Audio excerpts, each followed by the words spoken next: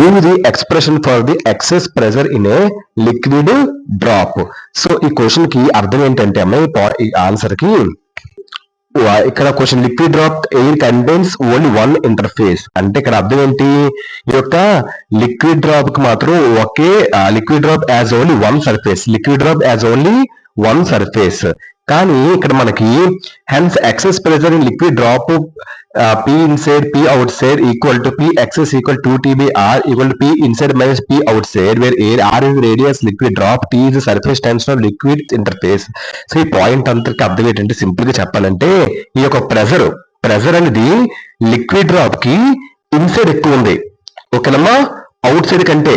అందువల్ల excess pressure formula అంటే ఏంటి, P equal to 2T by R. ఇందులో R అంటే ఏంటి, radius of the liquid drop, ఓకేనమ్మా, అది పాయింట్ కి అర్థం. ఇంక సింపుల్ చూడమ్మా, ఏం లేదు, పాయింట్ కి అర్థం ఏంటంటే ప్రెజర్ అనేది, సో లిక్విడ్ డ్రాప్ లో లోపల కంటే బయట ఎక్కువ ఉంది.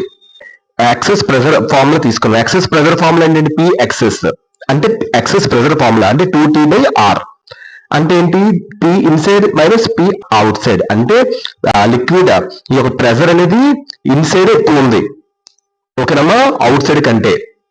పాయింట్ కి అర్థం, క్వశ్చన్ కి అర్థం, ఓకేనా. అందులో R అంటే radius of the liquid drop, T అంటే surface tension of the liquid air interface, అంతే, సింపుల్.